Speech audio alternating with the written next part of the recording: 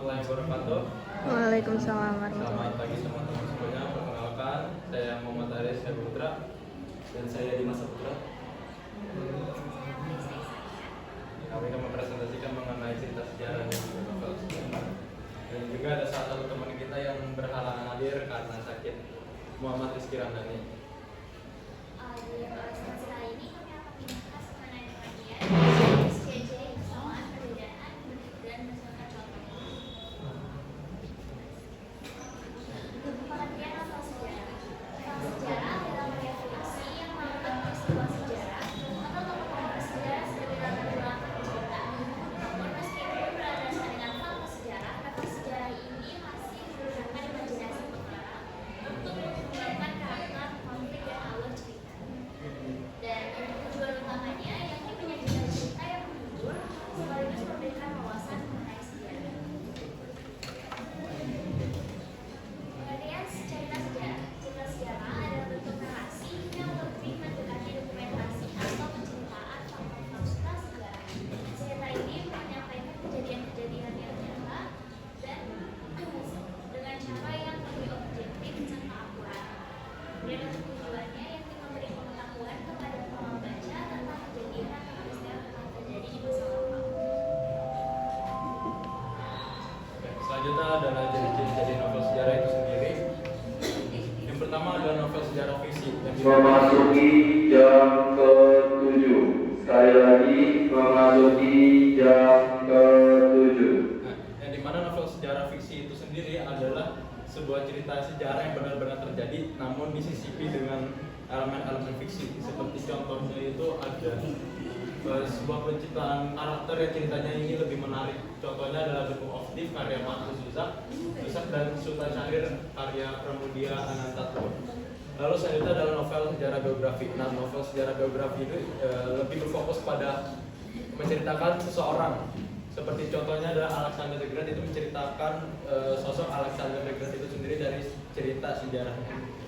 Lalu selanjutnya adalah novel sejarah alternatif. Nah, novel sejarah alternatif itu garis besarnya adalah ketika menceritakan sebuah peristiwa yang terjadi namun memiliki perbedaan atau alternatif alur cerita. Lalu yang terakhir adalah novel sejarah epik. Novel sejarah epik itu sendiri adalah biasanya melibatkan cerita yang sangat besar dan kompleks dengan berbagai karakter dan peristiwa bersejarah yang saling berkaitan dengan cakupan waktu yang panjang dan berskala besar.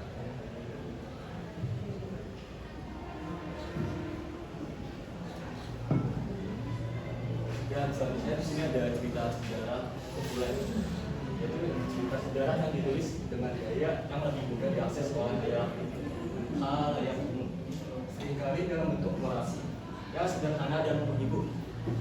Meskipun faktanya berdasarkan kejadian sejarah, gaya penyampaiannya lebih mengarah pada tujuan daripada pendidikan. Selanjutnya ada cerita sejarah dokumenter. Itu merupakan cerita yang menjadikan fakta sejarah dengan sangat rinci dan juga akurat. Seringkali untuk tujuan pendidikan. Kita di sini berfokus pada penyampaiannya fakta sejarah dengan cara yang objektif dan juga informatif. Dan selanjutnya ada cerita sejarah tradisional. Biasanya melibatkan legenda, mitos,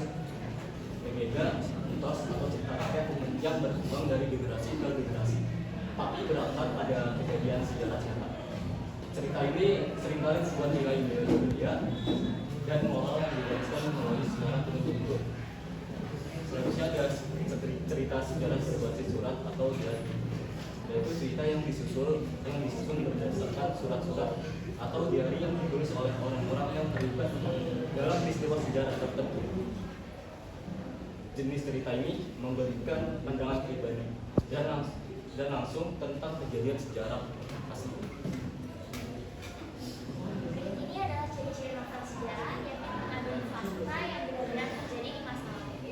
Kemudian bercerita tentang peristiwa sejarah di masa lalu, menggunakan konstruksi kata untuk menjelaskan hubungan antara peristiwa dan ditulis secara urut berdasarkan pada kronologis dari kejadiannya dan alur ceritanya sistematis dan kronologis. Alur teks sangat terbangun dengan volume cerita yang tadi.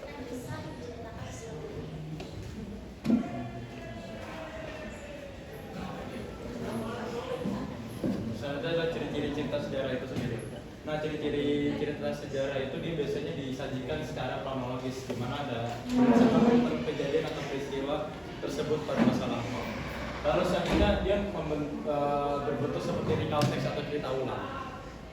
Selanjutnya adalah dia memuat konjungsi temporal seperti lalu, kemudian, sejak, selama, hingga, dan lain sebagainya. Selanjutnya adalah isinya merupakan fakta yang diperoleh dari kumpulan-kumpulan data. Selanjutnya adalah struktur teks itu lebih kronologis dan runtut. Kemudian dia sering menggunakan keterangan waktu seperti frasa pada zaman, pada waktu, pada tahun, dan sejenisnya. Lalu yang terakhir ada cerita sejarah itu sering menggunakan verba mental, verba material, adjektiva, konjungsi, kalimat lampau, kalimat langsung, dan juga kalimat tidak langsung. Ada persamaan antara novel sejarah dan cerita sejarah. Ini keduanya sama-sama merupakan karya tulis atau karya sastra yang melibatkan sejarah, kemudian menceritakan kisah yang telah terjadi pada masa lalu dan berlatar waktu dan tempat pada masa lalu.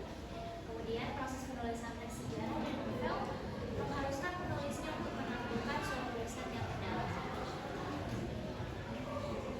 Dan untuk perbedaannya, pada cerita sejarah tulisannya itu kejadiannya peristiwa benar-benar terjadi di masa lalu.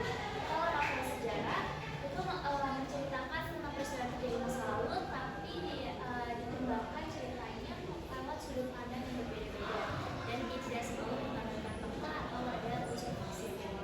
Kemudian tujuannya pada cerita sejarah merekam informasi sejarah secara akurat serta mengidentifikasi dengan penting dan pengaruhnya terhadap perkembangan zaman. Kalau untuk novel sejarah bertujuan untuk menghibur dan memberikan pesan moral atau amanat kepada pembacanya. Lalu dan secara akurasi, cerita sejarah dituntut untuk selalu akurat, valid, dan objektif.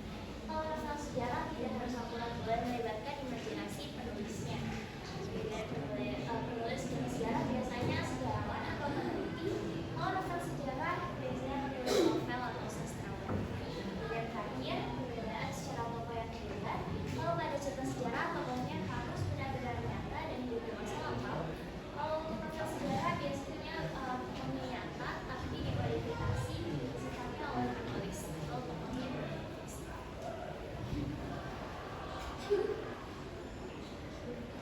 Dan untuk secara umum, novel sejarah cenderung lebih kreatif dan bebas dalam menggabungkan fiksi dan fakta sejarahnya. Sedangkan cerita sejarah lebih fokus pada penyajian fakta yang lebih kaku dan tradisional atau tidak boleh diubah-ubah. Keduanya memiliki nilai yang penting baik dalam memberikan hiburan maupun mengedukasi pembacanya tentang peristiwa sejarah.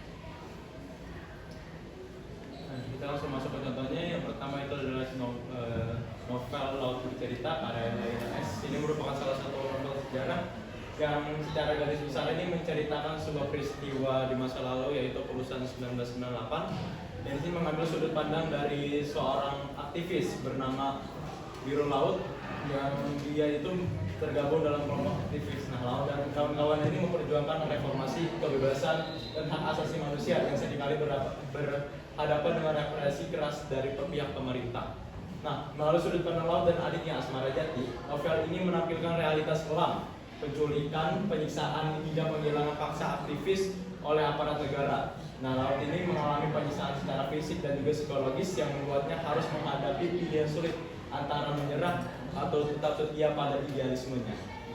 Novel ini tidak hanya bercerita tentang perlawanan, tetapi juga mengungkapkan sebuah trauma dan ketidakpastian yang harus ditanggung keluarga korban. Laut Bercerita adalah kisah tentang keberanian, kehilangan, dan bagaimana kenangan bisa menjadi bagian dari perjuangan yang tak pernah padam. Selanjutnya di sini saya akan menceritakan tentang cerita peristiwa Rengas Dengklok. Rengas Dengklok sendiri peristiwa yang terjadi pada tanggal 16 Agustus 1945. Peristiwa ini melibatkan para pemuda Indonesia yang mengkhawatirkan para tokoh tua seperti Soekarno dan Muhammad Hatta yang akan menunda proklamasi kemerdekaan karena menunggu persetujuan dari Jepang. Situasi pada saat itu sangat kritis karena Jepang dikalahkan pada Perang Dunia Kedua setelah kota Hiroshima Hiroshima dan Nagasaki dibom oleh Amerika Serikat. Nah, pada tanggal 14 Agustus 1945, Jepang menyerah pada Sekutu. Mendengar hal itu, para pemuda mendesak Soekarno untuk mengumumkan proklamasi kemerdekaan pada tanggal 16 Agustus 1945. Golongan muda yang diwakili oleh Ikana dan Darwis mengancam bahwa akan terjadi pertumpahan darah jika desakan mereka tidak dikabulkan. Namun Soekarno dan golongan tua menolak.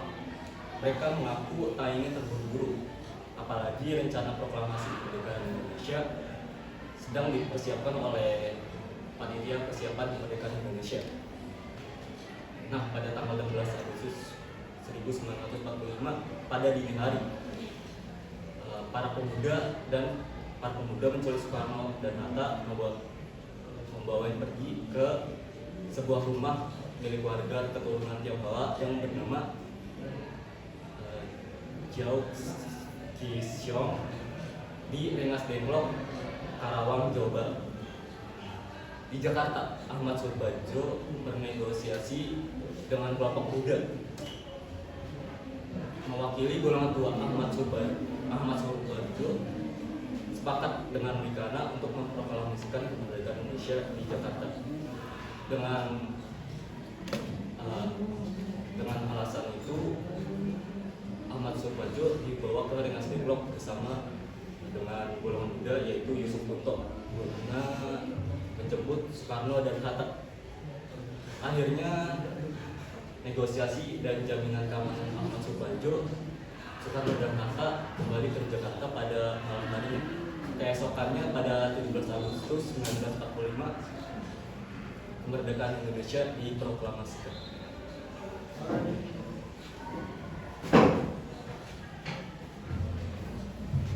Ini persamaan dan perbedaan dari novel laut bercerita dan cerita sejarah peristiwa Rengas Dengklok.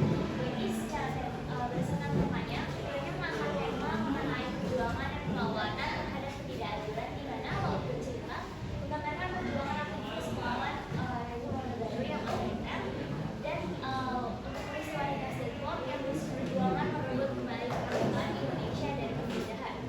Kemudian persamaan secara moral, keduanya mengandung nilai keberanian, patriotisme, serta pengorbanan demi kebenaran dan keadilan. Dan yang terakhir, keduanya mengangkat sejarah di masa lampau, di mana laut bercerita menggambarkan perjuangan aktivis melawan rezim pada masa Orde Baru, dan Rengas Dengklok pada masa penjajahan.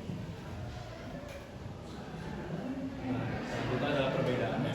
Laut Bercerita adalah sebuah novel sejarah karya fiksi yang diinspirasi peristiwa nyata dengan tokoh rekaan seperti Jiro Laut untuk menyatakan sebuah emosi dan narasi personal. Sedangkan peristiwa Rengas Dengklok itu sendiri adalah cerita sejarah yang berupa fakta kronologis yang berdasarkan pada data sejarah tanpa tokoh atau peristiwa rekaan.